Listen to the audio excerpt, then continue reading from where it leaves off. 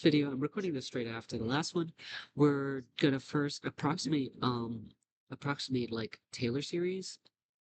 We're gonna approximate Taylor. Yeah, we're gonna approximate Taylor series or Maclaurin series, and then afterwards we're gonna do yeah, this is still error. Then we're gonna do applications of Taylor series, and it's gonna be quite long. So hopefully I don't bore you guys with it, but yeah, there's many kind of applications. We're gonna run through it first. You can use Taylor series to find limits without using L'Hopital's. You can use Taylor series to find derivatives of a function, because then you just derive you do derivations on the thing normally, right? Which is really chill. Actually, yeah, this is that idea again from the previous episode where if you compare it to a normal, actually I write it here, if you compare it with a normal one, you can find what the nth differentiation is. Um, and then third application is you can find Taylor series to find exact value of given series. So let's say that you had a series of 1 minus 1 over 3 plus 1 over 5. Well, that really closely equates to arctan x like this, and we let x equals 1. And then that turns into pi over 4 because arctan of 1 is pi over 4. So you're able to tell like this, all of this is equal to pi over 4, right? Using Taylor series. And then let me see. The next application is finding integrals. That's the final application as well. You use it to find integrals because it's easier to do integrals with, for example, like you're trying to integrate sine x over x. Well, if you turn that into a Taylor series, it's just individual terms that are pretty simple to integrate. So that's the idea. So I'm going to run you guys from the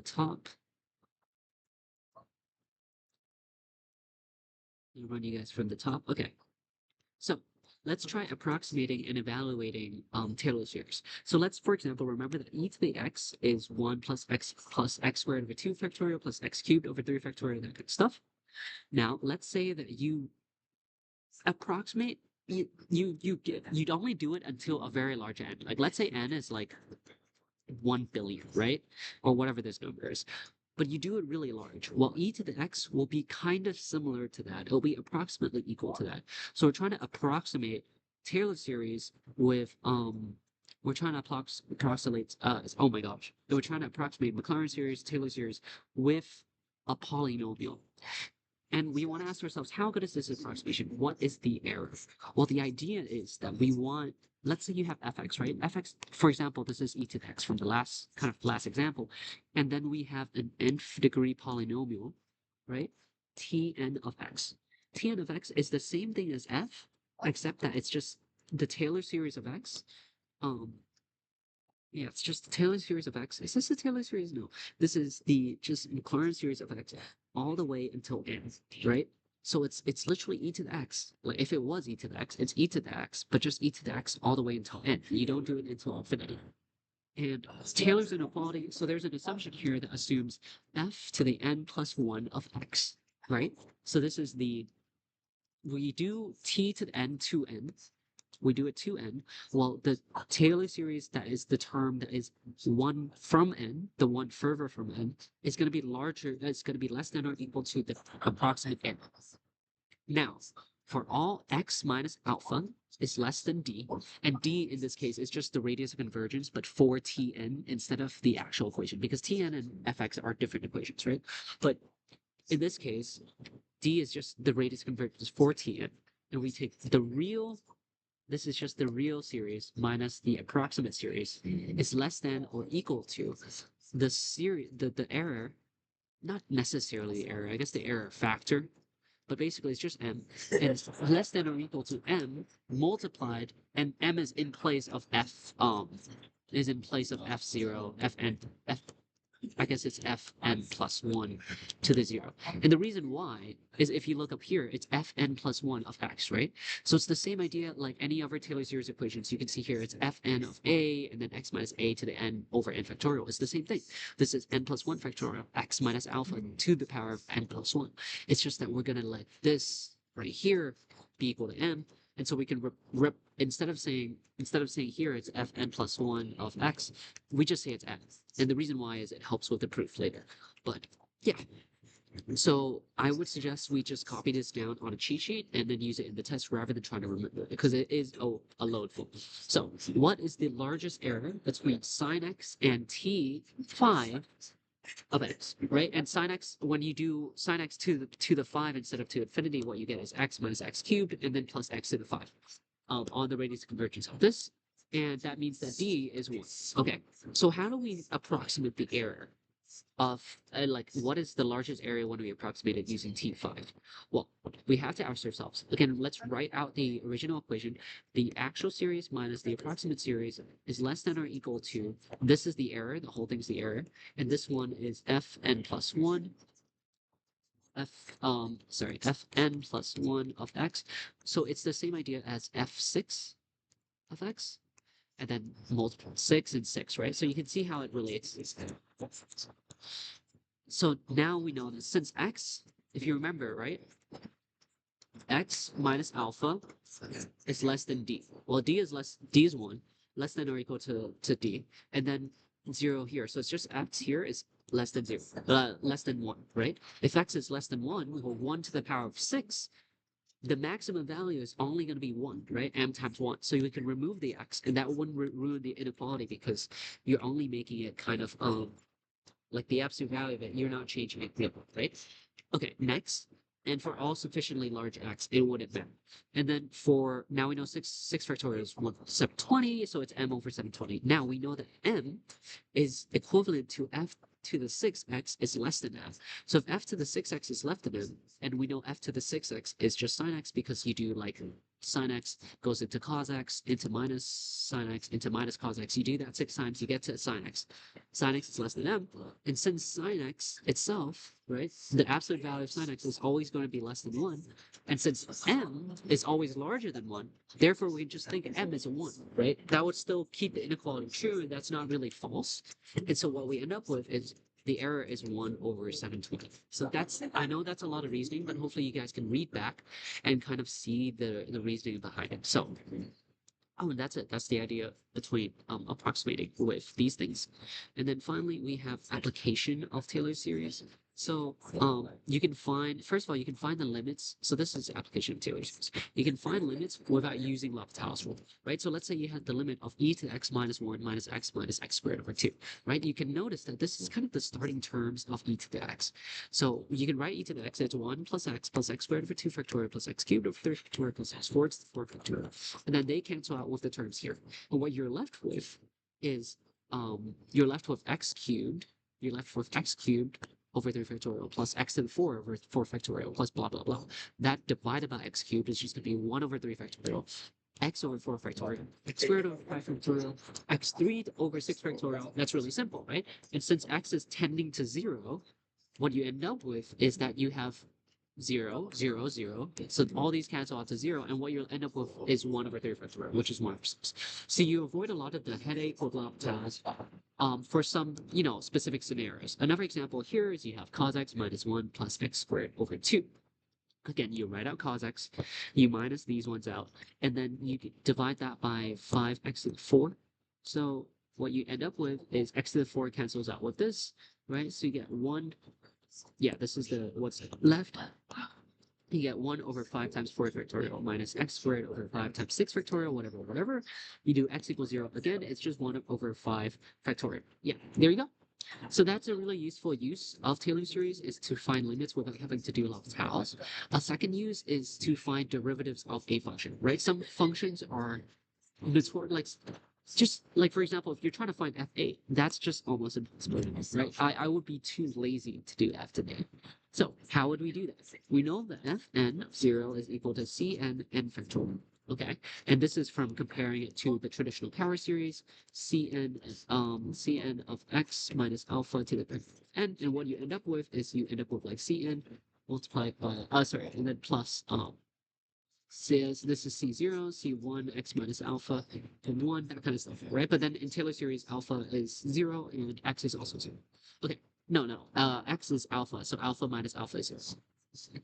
Okay, so we know that C8 is always going to be 1 over 8 factorial, because if you remember, right, and the idea is that we have to compare it to when if cos x is equal to 1x, is it minus x minus, no, it's going to be 1 minus x squared over 2 factorial plus x 4 over 4 factorial, right? I think so, or it's the other way around with the minuses and plus. But either way, this is n equals 2, this is n equals 0, this is n equals 4, right? And there's no in between because again, because we compare it to that power series, right? That power series is just c0 plus c1 x minus alpha to the 1. So n equals 1, n equals 0. The power of the x, this would be x to the 1, this would be x to the 0. The power of the x dictates the n. So the same when we compare it to that, to be able to use this postulate or this kind of theorem, then we have to equate the powers of the x to the n. So there is no x n to the 3, there is no n to the 1, right? So it's the 1, in that case, the coefficient is 0. But we'll figure that out in a second. But yeah, so then f8, well, c to the 8, well, if you notice, when n equals 4, the coefficient is just 1 over 4 factorial. When n equals 2, the coefficient is just 1 over 2 factorial. And so when the n equals 8, the coefficient is just 1 over 8 factorial. And then since it's coefficient multiplied by n factorial, it's just 1 over 8 factorial multiplied by 8 factorial, which is just equal to 1.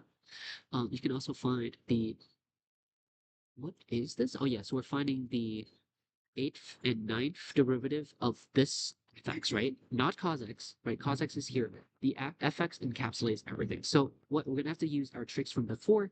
You do that kind of stuff. Actually, I think we found this before as well. Yes, we've done it. So I just copied over the terms.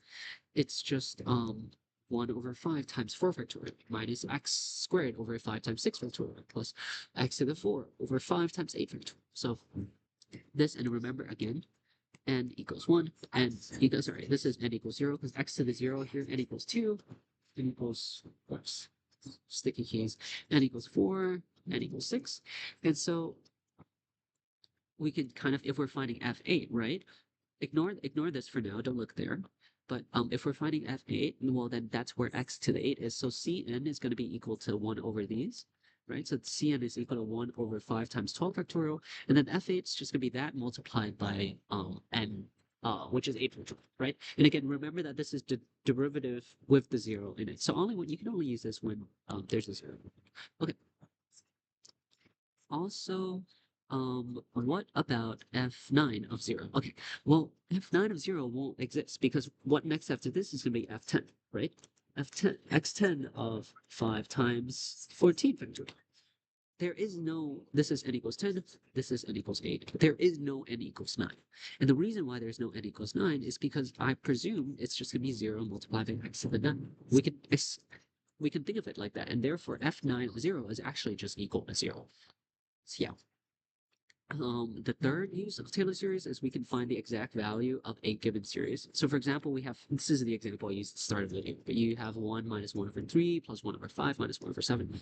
So you can use something to approximate, to actually be equal to that and then find it. So for example, we can represent arctan x as a Taylor series equals to x minus x cubed over 3 plus x5 over 5 minus x7 over 7. Right, and we got that from all this math. I just wrote it here to as proof, but you don't need to know that. We can just copy it on a thing. But basically, if we let x equals 1 in the arctanics, right, what you're going to end up with is 1, right? 1 minus 1 plus 1 minus 1. And it's 1 over 3. It's the same thing as this, right? And so basically, when we let x equals 1, you have arctan 1 is equal to the original function. Right? It's the same as the question. Arctan 1 is equal to pi over 4, and therefore the question is actually equal to pi over 4. It's really useful, right? Another example is if we had something like this, where it's 1 over 0 factorial plus 1 over 1 factorial plus 1 over 2 factorial. Well, that's actually quite similar to e to the x, because e to the x is just 1 over 0 factorial plus x over 1 factorial plus x squared over 2 factorial plus x cubed over 3 factorial, etc. Right? And what x would be same as this? Right? X equals 1.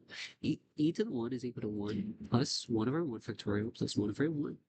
2 factorial plus 1 over 3 factorial. Same thing as the question. E to the 1 is equal to e. So therefore, this equation, this series right here is just equal to e. I think this is like the final. There's so much more examples, but basically there's just a ton of examples where it's the same kind of thing. You see factorials, factorials, factorials. That's definitely e, right? It could be sign, but this is like 0, 1, 2. Sign would be like Sine would be like 0 to, or it would be like 1, 3 something, right? So if it's 0, 1, 2, like in steps of 1, that's e to the x. So again, e to the x here, you let x equals ln of 5, e to the ln of 5 is equal to 5. So the whole series right here is equal to 5. And for this one, you do the math and it turns out to be 135, right? That's sine. That's sine right here. You just let x equals pi, sine of pi is equal to 0. So this whole equation is again equal to 0. So I think it's a really smooth way. Obviously, there's very specific circumstances where you can apply this, but if you can, it would be great. And I think they'll definitely test this on the test. So finally, we can find integrals of equations. So for example, e to the power of minus x squared, right? It has no elementary antiderivative. That means you can't traditionally do it. You can't traditionally do integration of it. So what you have to do is represent e to the x, right? We know e to the x, it's just x to the 0 plus x1 plus x squared plus x cubed. And then you represent that as a series right here. And then instead of just doing x, just put in minus x squared. Yeah, just put in minus x squared, right? And you can do this. It turns into an alternating series that looks like this. And then you can do our, again, we've done this in like 3 videos now. You can do integration of whatever. You end up with something like this with plus c.